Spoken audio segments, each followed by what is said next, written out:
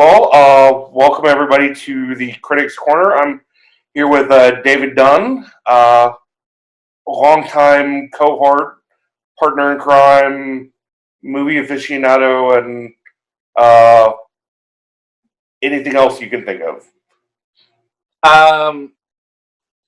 Nothing else I can think of. We disagree on everything, basically. Today's movie is a kind of a. It's not that old. It's back from 2018, a couple of years. 2018, yep. And I know with COVID going around, there's not a lot of new movies coming out. This is one you picked, and how did you come across this? So Roma, a little bit of backstory for me. First of all, the filmmaker, he's a Mexican filmmaker now named Alfonso Cuarón. Prior to Roma, he wrote and directed Harry Potter and the Prisoner of Azkaban, which is actually one of my favorite Harry Potter movies. And he did Gravity, starring Sandra Bullock in 2013. And in 2018, the big year where they have Black Klansman and Black Panther and The Green Book and all those movies nominated for the Oscars, right? This random little Netflix movie called Roma is nominated for 8 Oscars. I'm like, Roma? What the heck is Roma? I find out it's written and directed, and actually shot by Alfonso Cuarón. It's partially based off of his autobiographical experiences as a child. When he was a kid, he grew up in Mexico City with his family, and there was a maid that took care of his family called Lebo. And the movie is dedicated to Lebo. It's basically a testament to her and her life. And I don't know how much of the movie is fact versus fiction. All I know is that it's based off of Alfonso Cuarón's personal childhood experiences without the focus being on him. It really is about, the everyday life of a woman trying to get by in Mexico. I had never heard of it until you suggested it, and I fell in love with this movie. It was tremendous. It was beautiful. The storytelling, it felt like that you were a part of the story, but not just enough to kind of bring you into the moment, but not to overtake it. Yeah, absolutely. And like you said, the story it's personally written. It's very intimate. It's very grounded. One thing that really kind of took me back when I saw the movie was how real it felt. There's one scene in the movie, and I won't spoil anything for your listeners, but there is a birth scene in this movie where a baby's being born, and it's hands down one of the most emotional, absorbing, intimate, and just really tender experiences I've ever seen in a movie. I was crying for several minutes. It just absorbed me that much completely, and that's the magic of this movie. It takes small, intimate moments and just finds the beauty in it, Well, I guess one scene that got me is Roma, she and another person are the two domestic help in the house, and it mainly centers on her, like you said, and the family is going through some strife, and the husband does leave his family.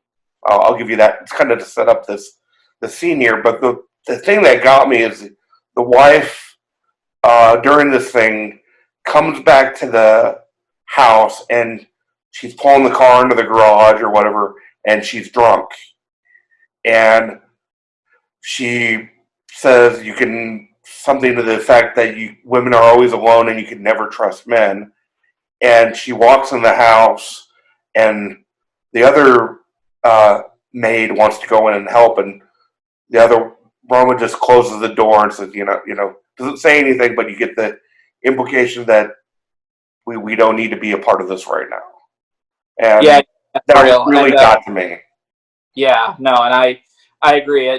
That's one of several scenes in the movie where it really kind of sets up the societal pressure that women deal with, not just in Mexico, but I feel like in anywhere in the world. You know, there's all these expectations, all these sorts of, high sort of standards applied to them. But when it comes to men, it's just like, oh, you want to screw around? You want to be this, POS pig? Go for it. The men are not squat in this movie, okay? The men are not squat in this movie. None of them. I'm a guy, and I'm like, okay, I don't like you. I don't like you. I don't like you.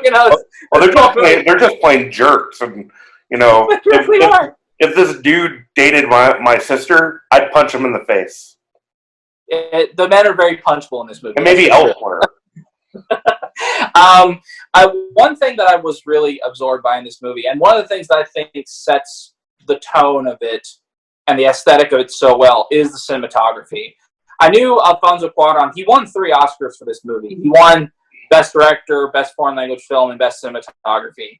And even when the movie opens up, you're looking at this floor pattern on the ground, right? You're looking at these tiles, like black and white tiles. And just from that one still shot, the contrast in it is beautiful. I mean, the whites and the blacks, they're very nice to each other. But then, I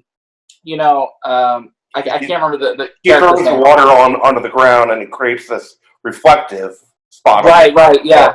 It's basically, and you see like this plane in the sky, you see the clouds, you see the building rooftops, and you're looking at it like, holy crow, the movie hasn't even started yet, and already this looks more beautiful than like 95% of everything shot in the past decade. Yeah. And the whole movie is like that. He just covers such beautiful landscape shots, such beautiful close-ups, such beautiful pans across rooms and streets and martial arts fields. Like there's so much visually to see in this movie. I make no exaggeration when I say this is the most gorgeous looking movie I've seen this decade. And this is a decade that's full of science fiction epics, Marvel movies, Star Wars, action movies, I will agree with you from a pure art aesthetic. It is a gorgeous film, and I think what I got from that, I think number one, if he would have done it in color, it wouldn't have worked as well. It would have just taken away from just having those tones, and it's like if you did Schindler's List, for example, all in color, it would just be another World War II movie. It wouldn't be as poignant. And or if you did The Artist in color, and I also think having it in black and white, it also reminds me of kind of a memory almost. This didn't happen now, but it happened not so long ago, and you're looking back on it. Yeah, it gives it that kind of rustic, ancient feel that this is taking place in 1970s Mexico City. I'll note on the contrast, I absolutely agree. The contrasting colors in this, shades of black and white, I guess I should say. It looks very gorgeous. It gives the movie a very, ancient sort of feel to it. I am curious of how it would have looked in color. Because just all the shots look so gorgeous. I'm like, you added a few reds, blues, greens, whatever. I feel like it would almost look like a painting almost. But the style for this movie does work for sure, and especially for the story that Alfonso Cuarón is trying to tell, as far as this woman trying to navigate this very gray world. It works wonderfully for it. It's not a happy movie at all. It's more of it's gray. It's kind of sad. Well, it is sad in a way, but you have basically two families trying to figure out who they are, essentially. You have the one family that's trying to find their new normal, that's falling apart, that Roma works for, and then Roma, who's trying to build her own family, in a sense, with her child on the way, and just, throughout this course of this, I think it's over a year of her life, trying to figure out what's the future to hold for. And I agree. The movie does have a very prominent message of family. It's not really, family isn't really, it kind of, yes, there's the family Cleo is trying to start, there's the family she's serving, but it really kind of illustrates this beautiful scene of like families where you find it almost. Yeah. There's one scene in the movie, and I won't spoil it for your listeners, but do you remember the beach scene? I think so, yes. So the beach scene is hands down my favorite moment in the movie. It's like that and the birth scene. And what makes the scene so harrowing, it basically has Cleo out at sea trying to rescue these kids. And what's so unnerving about the scene in the movie is that Cleo can't swim. They enunciate she can't swim, and she's having to navigate through these waters anyway. The actress that portrays Cleo, Yaritza Arapoco, who was also nominated for an Oscar, she actually can't swim either. So that added a sense of, authenticity of the scene that just felt, so genuine and authentic. And I think, and I agree with you, Andy, the movie is not a happy movie. There's happy moments. There's joyful moments. Exactly. There's fulfilling moments. But I think the movie, more than anything else, is real. It feels like this, really well-crafted slice of life just lifted straight out of Alfonso Cuarón's memory and just kind of thrown into American homes for us to see and witness and kind of understand. I think it's very relatable to a lot of people. Oh, yeah. I mean, you have this person in Mexico that is going through this, and you could plant that person in Dallas that might be going through this, or in Los Angeles. Just the same kind of scenario. Yeah, so, it's one of the beautiful things about this movie is how many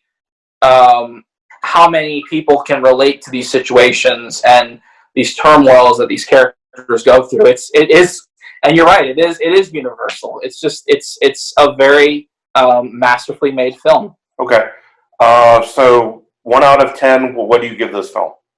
10. I would say 10 as well. It's awesome. It's very well done. We agree on something. Hey, the stars can align sometimes, Yeah.